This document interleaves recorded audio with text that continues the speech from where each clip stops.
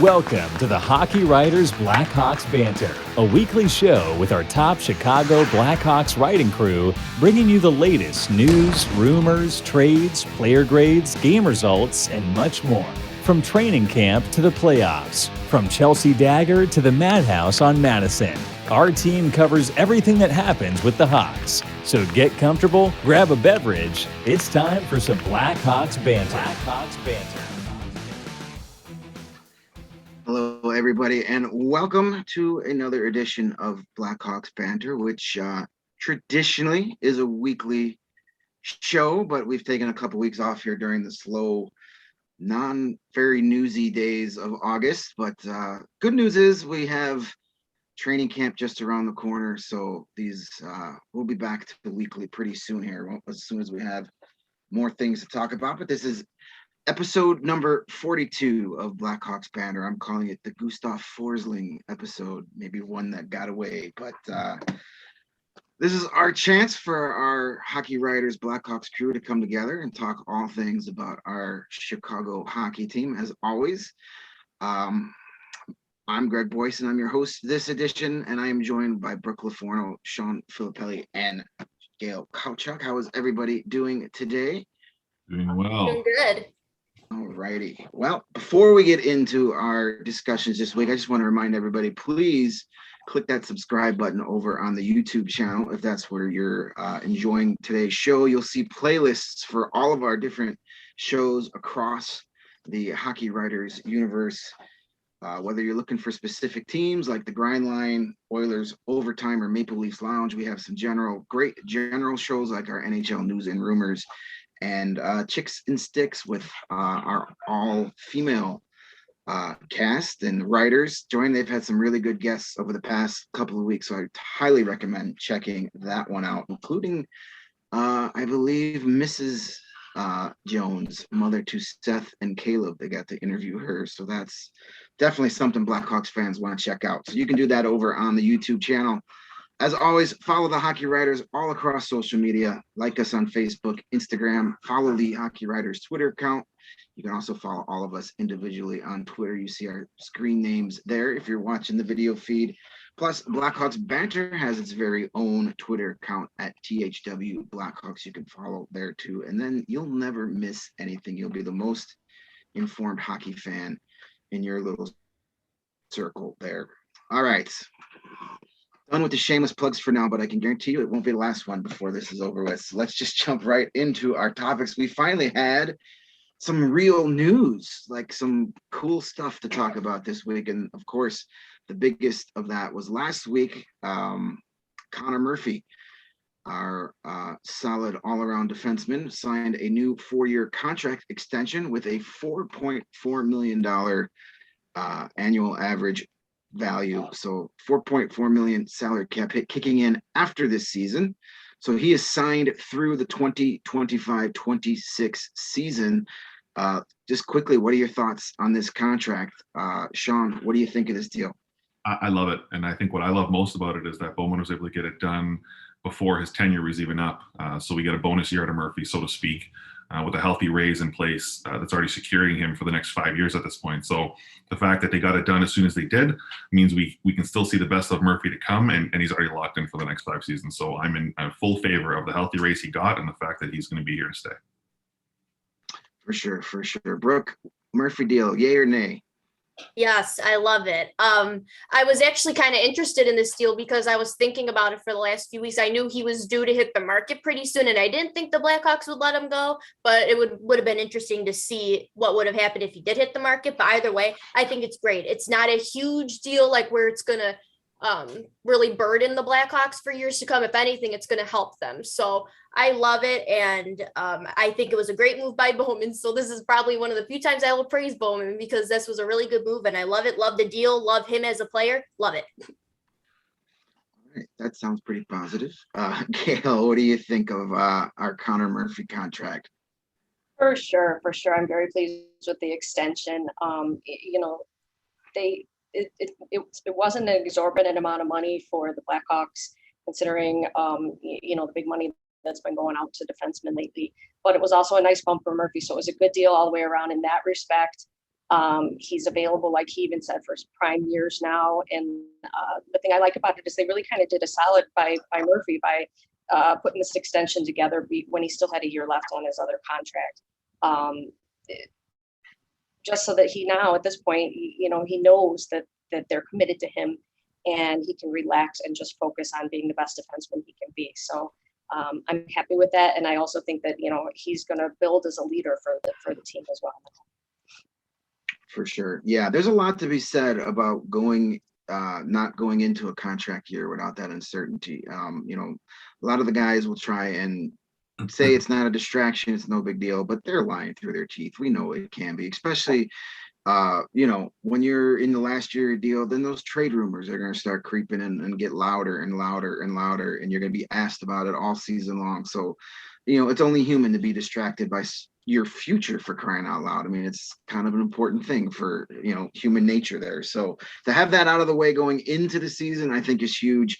As we all mentioned, it's a great salary cap hit considering what we're getting in return and what the open market has been drawing for defensemen. So I think we got, what people like to call a hometown discount. And I think that shows that not only is the team committed to him, but Murphy's buying in and committed to what the future looks like here I'm going to say, take probably a lot less than he would have gotten on the open market to stay here. I would think if a guy like him hits the open market, he would have gotten at least $5 to $6 million a year based on some of these other deals. So that, I think, shows that he's buying in to what's happening here too, which is always good from your veteran leaderships. But now that he's here, he's locked in for 5 more seasons. What are your expectations for Mr. Murphy going forward? Brooke, we'll start with you. What are you hoping or expecting to see out of him for the next half a decade? I actually don't have many expectations for him, and I don't mean that in a really bad way at all. It's actually because he's been so consistent that I don't feel like I'm expecting him to be either really high or really low in terms of production. So I kind of just expect him to be the same as he's always been, which is a consistent, reliable defenseman. And my hope is that he will be a big part of a playoff push if the team can get there. That's really what I think the team wants from him. That's what he wants for himself. That's what we all want as fans. So that's what I kind of expect from him. For sure. Yeah. He's about as steady as you get. So I get what you're saying about not having expectations because, he is what he is. Mm-hmm. And we know what that is. Gail, what are you looking forward to these next 5 seasons? Well, I think it's a given that he's going to slot in as a top 4 defenseman. He's always been known for his shutdown abilities, but I could see him adding a little bit more offensive firepower. We've seen that kind of developing over the last couple seasons. He's more confident jumping into the play. I also think that with a more reliable partner, he'll be able to do that even more so. So I'd like to kind of see that offensive side develop. Plus, I'd like to mention again, I brought it up in the previous question. He was a temporary alternate captain last season, and I'm sure that that'll happen again. I really just see him developing as a leader.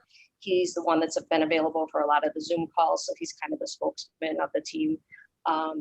And he actually, so he and DeBrincat have both been with Blackhawks for 4 seasons, and those two are the top tenured besides Kane and Toews. So, that kind of puts him pretty high up there on the seniority. I like to see that leadership develop as well. Yeah, I definitely can see him as definitely having a letter on his sweater going forward. It would be well deserved for sure. Shaun, what are your expectations for number 5? You guys already touched on it really when it boils down to it. As far as, I expect much of the same, to be honest, in the sense that he's become one of the most consistent, reliable defensemen that this team has. And I just expect to see more of that. If anything, when you look at his time on ice, it continues to kind of creep up and just north of over 22 minutes a night in 2020-21. So I expect that to increase a little bit with the loss of some of the D that they saw go the other way. But then again, they got guys like Seth Jones back who are going to eat some of those minutes anyway. So when it boils down to it, from a production standpoint, again, I expect much of the same, and I think that that's okay because we know we're going to get in him, and now we have him for the next 5 years. Touching a little bit more on what Gail just alluded to as far as his leadership goes, that's where I think we're going to see the biggest influence and impact from a guy like Murphy. The fact that he is locked in, and Greg, like you alluded to as well, it's not going to be a distraction. He can now focus on the game. He can focus on what's ahead of him, and he can really put his mind into everything that's going on right in front of him for the team's sake. And I think that's where we're going to see the most benefit, where we might not even actually see it, so to speak. It might be happening behind the scenes, but that's where I think we can expect a little more of from him this year. Not so much anything on his stat line, but more what is he doing to bring the youth along and give them a better landscape and platform to grow and progress alongside him. For sure. Yeah. And, I've been impressed with Murphy just because when he got here, he was in a real tough situation, being traded for a beloved, important, member of 3 championship teams, in Nick Jarmelson, but looking back on that trade has been one of the best Stan Bowman has made, obviously, with Murphy performing at a high level and really getting comfortable here, and Jarmelson, the inevitable was going to happen, that his style of play caused a breakdown, and he's now officially amongst the retired list. But what I'm looking forward to the most these next couple seasons is to see what he and Seth Jones can do together, because I think their skill sets are complementary to where they would make a great pairing together. They have the physicality. You've got the two-way play of Jones with the stay-at-home mentality of Murphy, but who could also jump in the offensive play. I think they could be a really good shutdown pairing, and I'm not going to compare them to a Keith and Seabrook, but they'll be that type of pairing to where that, hey, when the other team's best players are on the ice, that it's going to be Jones and Murphy out there for the most part. So to have that top pairing that you can count on regardless, it takes a lot of pressure off everybody else. So I think those two will develop nicely together, and that's what I'm looking forward to over the duration of the next 5 years, because they're both going to be here for a while. So get used to number 4 and 5 together on that back end. Like it or not, that's what we got. Speaking of for years to come, we're going to get into Gail's favorite subject, and we're going to talk about some prospects. If you are big into prospects, we did our debut episode of Prospects Corner over the weekend. Another great show you can check out on the Hockey Writers YouTube channel, or wherever you get your podcast audio version online. You can check it out there too. We talked all about the Hockey Writers preseason top 100 prospect rankings that came out a little over a week ago that I was part of doing. So you can check that out on hockeywriters.com as well if you want to see the complete rankings. But only one Blackhawk made the top 100 list, and that was Lucas Reichel, who was ranked 36th overall.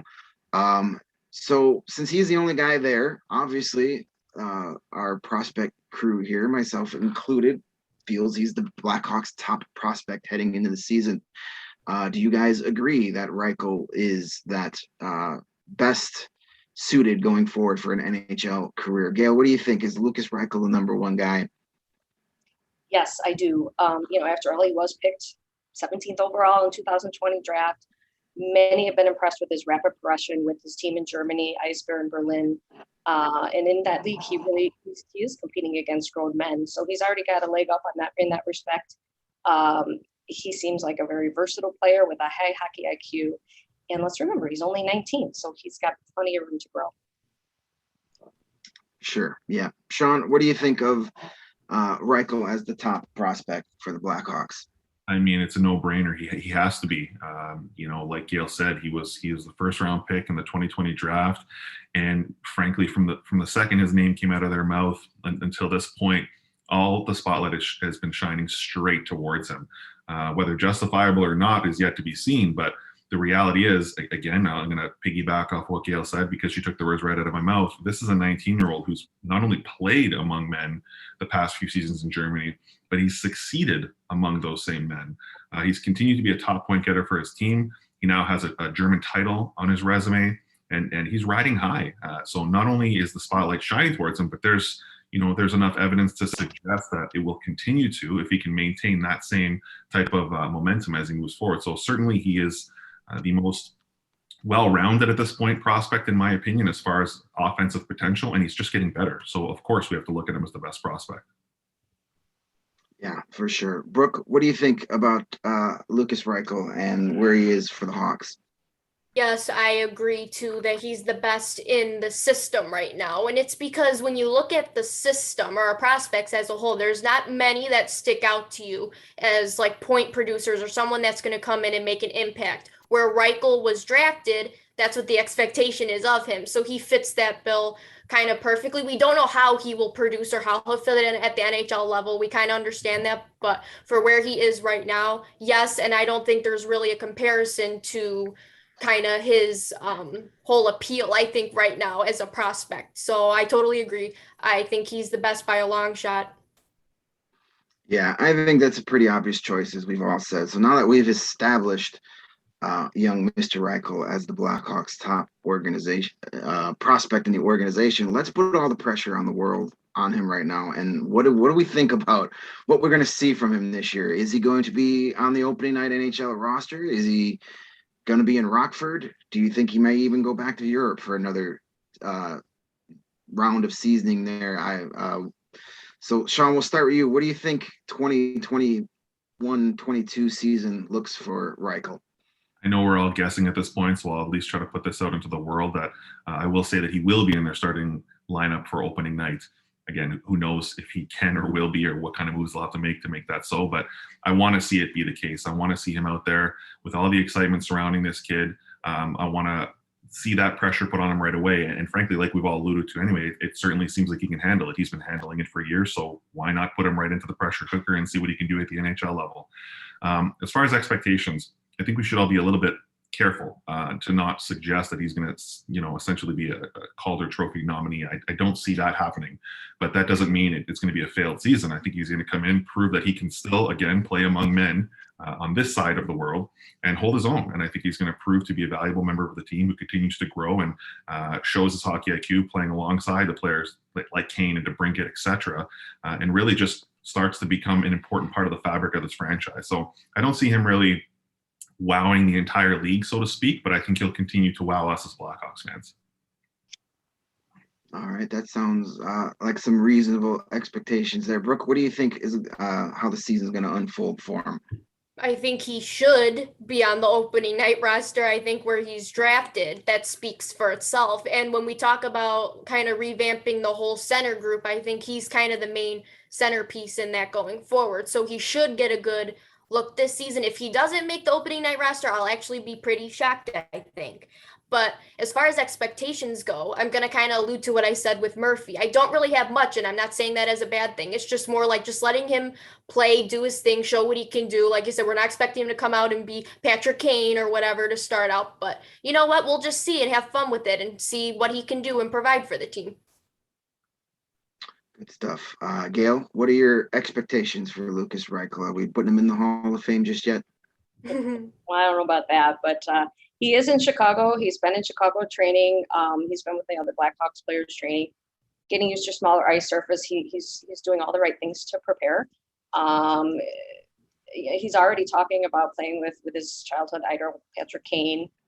And he plays he lines up on the left wing, so playing with like Kirby Dach and Kane might not be out of the question. Now we know that DeBrincat kind of has that spot penciled in since they played together all last year. But stranger things have happened, so I could see Colleton experimenting with line combinations. I could see him maybe seeing what Reichel and Kane could do together. Kane could be breaking in another winger here, but first he does have to make the team. But I definitely think he's somebody to watch during training camp, and I'm with the rest of you in that I think that he could definitely. I would not be surprised if he made the opening night roster. We really need to be considered the coaching staff here because we come up with such great ideas and it just needs to happen. Well, I don't know. Let's see what Greg says. What do you think? No, I mean, I definitely think he's going to have every chance to make the team. It's going to be up to him. It's his roster spot to lose heading into training camp. So it's going to be up to him and how he performs. If they decide he needs a few games, a couple months, a half a season in Rockford to get used to the North American style, I'm okay with that too. Like, do what's best for him. It's going to be so easy this season with all the moves that they made that they obviously want to try and compete for a playoff spot. But you also got to remember, you got to have patience with these kids. We've seen it time and time again, and we've seen it with some of the guys that are on the team now or have just recently been traded, that maybe we rush them to the highest level and maybe they need some polishing still. So we'll see what he does in training camp, and that will dictate where he goes. If he looks like he belongs, which he has a good shot, then go with it. And if you want to play him at center, what better on-job training is there that hopefully learn under a guy like Jonathan Toews and Kirby Dach? I mean, those are two really good examples of how to get it done. So I don't know if there's a right or wrong answer until we see him play against NHL competition. He's going to dictate where he starts the season. So we'll go from there. But it's definitely something to be excited about. And the team's obviously high on him. If you believe a lot of the chatter around those Seth Jones trade rumors back at the draft, he was part of something Columbus wanted in that trade, and the Blackhawks said no way. So obviously that means a lot. So it's definitely one of the top storylines heading into training camp and the preseasons. I'm sure it's something we're going to talk about a lot in the month of September and early October. Sticking with the prospects, we also came out with the hockey writers came out with the ranking of all now 32 farm systems in the NHL, and it wasn't very kind to the Blackhawks. They were ranked 28th out of 32 teams as far as overall prospect pool, dropping from 23. Some of that is not their fault. They've had a couple of their prospects now become full NHL players, like a Brendan Hagel and a Philip Kurashev, and they've yet to identify guys who are going to replace them. So besides a Lucas Reichel, who obviously everybody is going to be excited about, what other prospects are you looking forward to seeing this season? It doesn't necessarily have to be one of the guys trying to fight for a roster spot or even playing in the AHL. Is there a guy possibly juniors or college or even playing in Europe that you're looking forward to see progress this year? Brooke, who's your second favorite prospect heading into the year? When I heard the question, my first thought was Evan Barrett. And that might sound kind of weird because we keep talking about a lot of different center prospects that could make the team, but it's just because everyone was so high on him for so long, even in college. And we were all like, oh my gosh, I want to see this guy on the Blackhawks. He's got it. And I think last year with the Rockford IceHogs, he had 14 points in 27 games. So he produces at a nice rate. But this is our annual weekly PSA to say trade Dylan Strome, because now with Strome, Henrik Borgstrom, and Reichel, I have no clue where Evan Barrett fits into the future in that way. So I feel like they might have to lose a center if he was to be there, but I don't know. I'm still really high on him. I still think he could be really good. So that's one I would hope to see at some point. I think he'll probably be in Rockford next year, but still hoping he could make the team at some point. Yeah, Barrett, this is going to be a big year for him. And I think, a full AHL season will be best for him. I mean, he played last year, but it was still only 36 games and under very weird circumstances. And so I think a full trip around the entire league will serve him good. But they're still high on him, and they have a lot of reason to be. He looked really good last year and could be a solid player. Gail, who's your next beloved prospect after Lucas Reichel? Well, Evan Barrett was on my list. I'm also interested in seeing where Mackenzie Antwistle might fall in. I think he's got some promise as well. I'm intrigued and we'll be looking out for Colton Dach to see what he brings to the table. How soon will it be before he makes it to the big leagues? So that's kind of something that we were all kind of, I think, intrigued by, since he's Kirby's brother. On the defensive side, remember, it takes defensemen a little bit longer to develop. So I still feel like Ian Mitchell, Nicholas Bodine, and Wyatt Kalynuk are all going to be serviceable blue liners down the road, if not much more. I could definitely see Mitchell and Bodine benefiting from some seasoning in Rockford this season. But I will say that I think Kalynuk will end up being on the regular defenseman for the Blackhawks, even if he's like the rotating seventh defenseman or something like that. The competition between Kalynuk, Caleb Jones, and Riley Stillman, I think, is going to be real and something for us to watch as training camp and preseason unfolds. Yeah, there's definitely a lot of options on the blue line this fall. And, even if Kalynuk goes to Rockford, I think him and Bodine and Mitchell will all benefit from more time in Rockford. I think all of those guys kind of got put into the NHL spotlight a little too soon. So going and learning, and Rockford's got a really good blue line this year. Guys like Isaac Phillips, who was really good last year, and Alec Regula as well. So they've got a lot of good young defensemen down there. I'm looking forward to covering that team for a change. Sometimes those games are a chore, but this year might actually be worth watching. Shaun, who's your other prospect you're looking forward to? Well, listen, someone on this panel has to be the one to stand up for this position, and I'll happily be the one to maintain that role. So I'm going to go straight to the goalies here and say that right back at the 2020 draft, in the second round, Drew Commesso came on board, and I'm still excited to see what he's going to turn into. Like Reichel, a 19-year-old heading into the season, but obviously not anywhere near the NHL as closely as Reichel is anyway. Going into his second year with Boston University, the NCAA, had a successful year last year, 6-3-1, .915 save percentage. And he's continued to show that he progresses and develops and wins.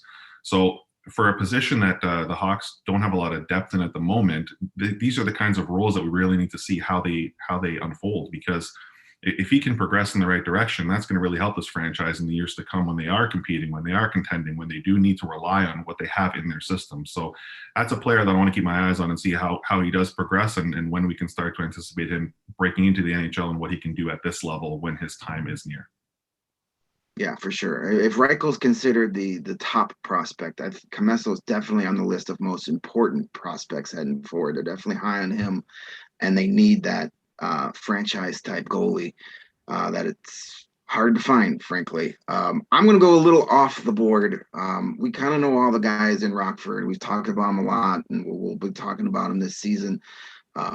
Here's another one of them shameless plugs. If you read my AHL Central news columns during the season, you'll be up to date on all the Rockford Ice Hogs. So I'm going to go with somebody who's not going to be playing pro this year, but we might be seeing pretty soon, and that is Wyatt Kaiser, another defenseman that I think we should be excited about.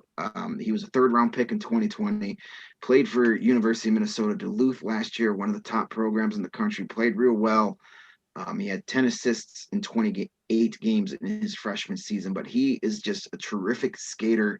He's kind of that mold of what modern defensemen are these days. And I think making that jump from freshman to sophomore year in NCAA hockey, where he's going to be more comfortable, I think we're going to see good things from him. And I really think he's going to turn out to be a steal in that third-round pick in a couple of years. So, if he plays well enough this season in college, he could be a guy that signs that contract next season and is in the Rockford for the start of next year. But that's Wyatt Kaiser is the guy I'm keeping my eye on, besides all of our fine young gentlemen that will be playing in Rockford this season.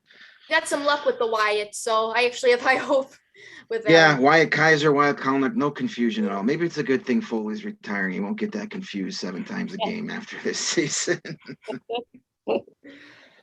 Before we get into our final topic of discussion, just want to remind everybody to please hit subscribe on that YouTube channel. Follow us all along on Twitter. You can follow all of us individually, the Hockey Writers account, as well as our Blackhawks Banter account at THW Blackhawks. So give us all a quick follow. You won't miss anything as we get ready for another season of NHL hockey.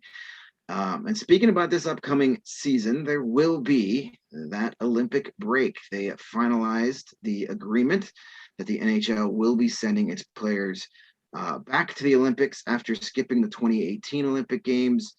The league's top stars will be heading to Beijing, China. The games take place from February 9th to February 20th. The plan is for a lot of teams to have the countries that have like a preliminary roster sometime in October, and then mid-January kind of finalize who they're taking over to China. Blackhawks could have maybe only 1 or 2 guys. They could have 7 or 8. There's a lot of potential Olympians on this Blackhawks roster. So outside of the obvious pick we all know Patrick Kane. If he's healthy, he's going to play for Team USA. I think Alex DeBrincat is pretty much a shoo-in to play for Team USA as well. So outside of those two guys, what player on the current Blackhawks roster do you think should get the chance to represent his country? Gail, I'm going to start with you. Who's your Blackhawk Olympian? All right. Well, I'm going to go. I think it's a given. Dominik Kubalik for the Czech Republic. He was great at the Worlds. I just don't see him turning down an opportunity like this to represent his country. So I think that he would be the next person that I think would just basically be a shoo-in. Yeah, I definitely think the Czech Republic would be silly not to have him on the Olympic team. Big opportunity for him for sure. Shaun, who do you think should be going to the Olympics in February? Well, our very own Hockey Writers team did put together their preliminary proposals of who they think should be making each team, and one of those teams is Finland. And I'm going straight to Kevin Lankinen. I know they don't have him on their list. They have Rask, Korpisalo, and Saros, but listen, what Lankinen did last season, we all know was impressive. And it's beyond that, though. What a lot of people don't recognize is most of his adult years to this point were spent playing and ripping up the Finnish league. Never mind that, he has experience with their international team, and he's won with their international team. So there's a lot supporting him being in their system for the Olympics, even if it's not as a starter with those other names I mentioned. But he certainly deserved having his name in the mix, and I think he should crack that roster for obvious reasons. Yeah, that'd be good experience for him for sure. Brooke, who do you think from the Blackhawks roster, not named Kane or DeBrincat, should be playing this February?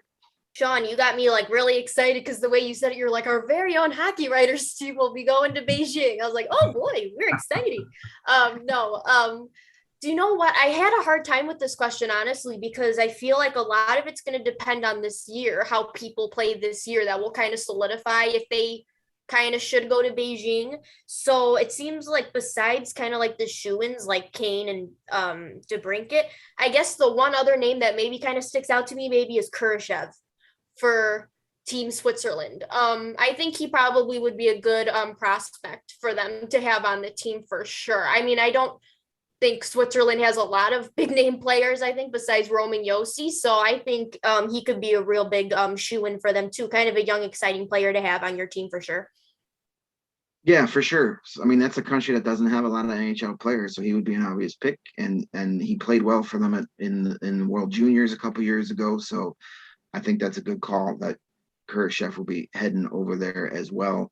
Kubalik was someone I had on my list. The same thing with Lankinen. I think he should definitely be considered. That a couple of years ago on the World Championships, that's where he kind of had his coming out party.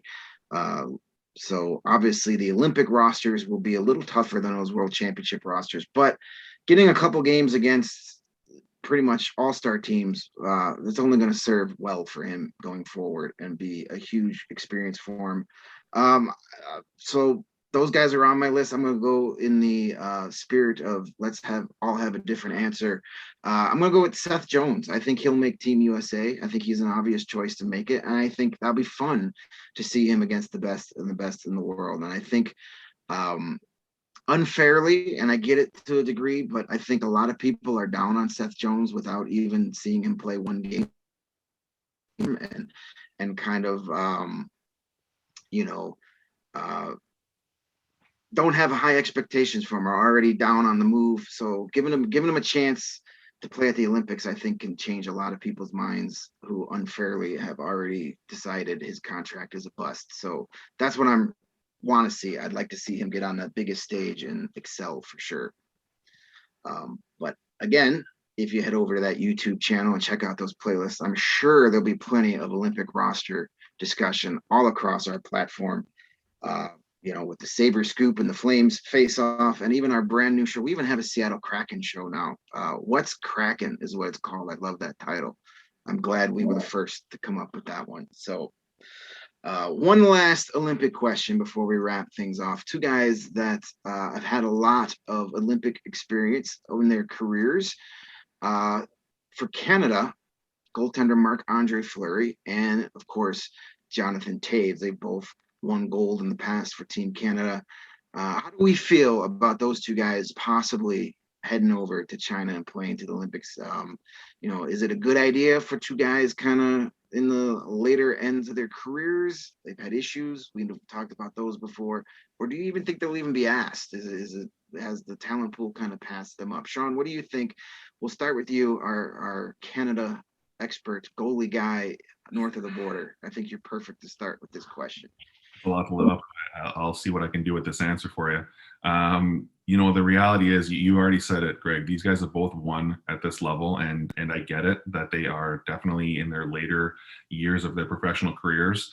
But given what they bring to the table and what they can bring to that locker room, and the fact that they can still perform is a bonus. I don't know how or why you can overlook either of those names. Again, just based simply on what they've done for this country at international play.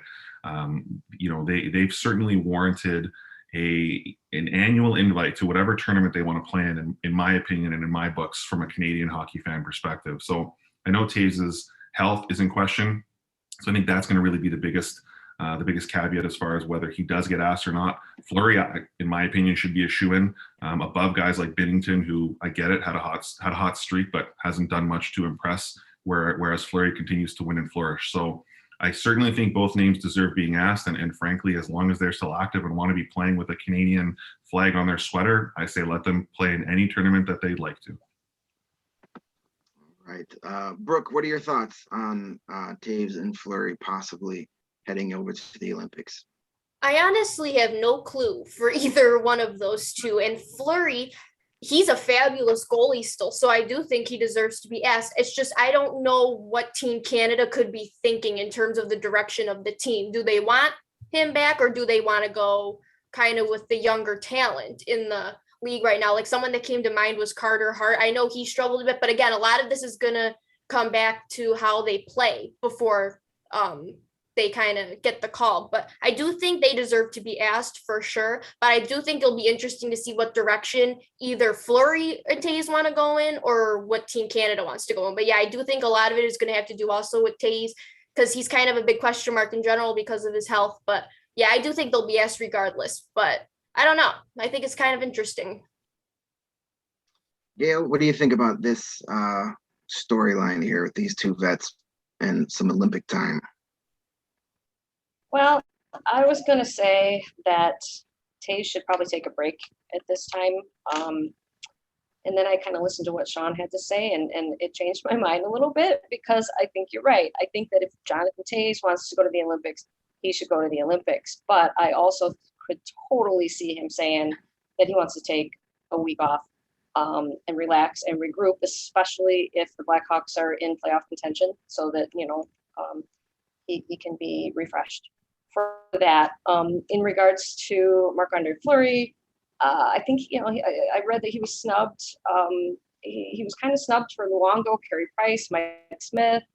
And, now the big names, Carey Price is still out there. I just think that Fleury should be, he's at the tail end of his career. He's had a lot of situations where, he kind of has been snubbed by teams, and people saying, "Oh, yeah, he's not good enough," kind of thing. And so I just think that he definitely should be involved to have that honor of going to the Olympics and being their top goalie this time. Yeah, I guess it's ultimately going to come down to if they're asked. We all know the kind of competitor Jonathan Toews is, and if Team Canada says we want you, I think that competitive nature, as long as he's able to, will probably at least want him to go there. Maybe he'll, we don't even know if he's going to be in the lineup opening night. As a Blackhawks fan and concerned about the team, I would prefer that a guy that has some sort of strange immune system issue that kept him out for a full year wouldn't travel halfway across the globe while we still have a pandemic going on to play hockey. But again, that's not my decision. It's ultimately his decision. I'm sure that the team will give him their suggestion, but in the end, it's going to be his decision to make if he's even asked. I mean, yes, he's a great leader. You can't go wrong with a guy like on your team, but if you're breaking down your top 5 or 6 actual centers as far as performances from Team Canada. I don't think he's on that list anymore. He would be a guy to bring over for the leadership. So tough decisions as far as Fleury go. That's another guy that, as interested in the Blackhawks, I would prefer skip it just because of his age. And if the Blackhawks are going to be in a push for a playoff spot, he's definitely a guy that I would like to see get 2.5 weeks off in the middle of the season at his age. But again, ultra competitive guy, a guy that likes to kind of play with a chip on his shoulder. And if he's asked, I'm sure he'll go too. So I think a lot of this will depend more on Team Canada than the players itself. If these guys are on their short list, then if they're able, I'm sure they're going to go. So definitely something to monitor. I think the Olympic hockey overall is going to be fun to watch. I think the Blackhawk fans will have a lot of interest, but outside of just Team Canada, Team USA, there's going to be some other teams to keep us wide awake at 3 o'clock in the morning. Can't wait for that 3 a.m. hockey in the middle of winter. Should be fun. Yes. All righty, that's going to wrap up our Gustav Forsling episode of Blackhawks Banter. Once again, thank you to Brooke, Shaun, and Gail for taking some time off on this holiday weekend to talk hockey. We're getting close. We'll be back to our weekly format here soon. Once training camp starts, I'm sure we'll be getting every Tuesday morning. But until then, just keep following us on Twitter.